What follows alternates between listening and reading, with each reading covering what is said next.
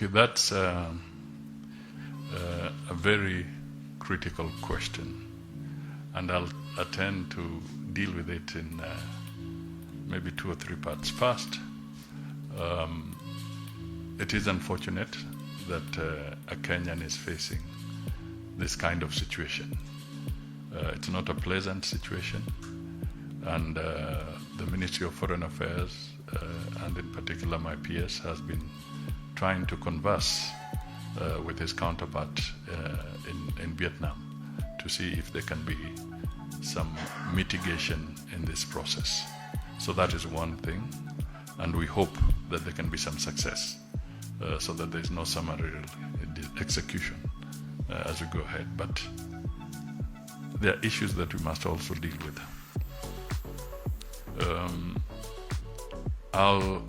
I can tell you that in different countries today, I may not have an exact figure on Vietnam, but later, because I was planning to issue a statement on this particular space, but I'll attempt to deal with it now.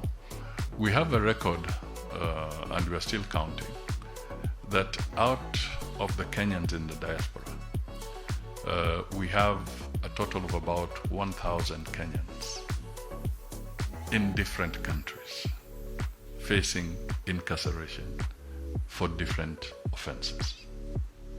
Each country will have a number. Okay. Now, some could be misdemeanors, some could be very serious offenses. So I cannot specifically at this stage tell you that this is the particular offense per individual. And we are trying to gather data from other countries, because as Kenyans travel, they do not declare that they are traveling. So they travel on their own volition. It is their right, and they can go to whichever country they can go to, as long as they have their visas approved by those respective countries. So that's one factor. Second,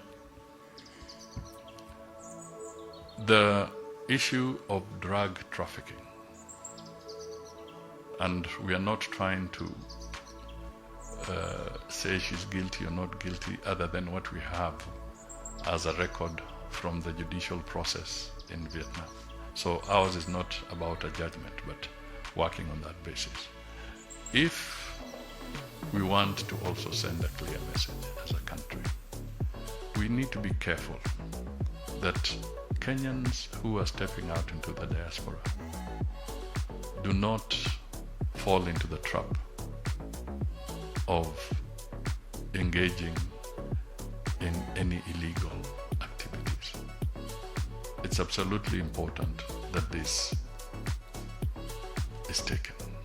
We want responsible Kenyans at home, and we equally want responsible Kenyans in the diaspora, in whatever country you are in. We have been at the forefront in promoting bilateral labor agreements, trade, also focusing on responsible mobility of labor and so forth. We've been talking to these things. And one of the things I've been emphasizing is that please, the young Kenyans that are going out, remember that the moment you board a plane and the wheels have lifted, when you land in whatever country you're going into, the laws that apply are not Kenyan laws. They are the laws of that respective country. So please respect the law.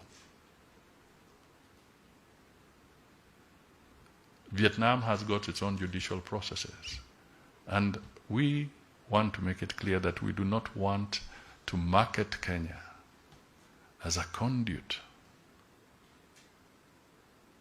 for illicit trade, whether drugs or human trafficking or any other contraband or even illicit firearms.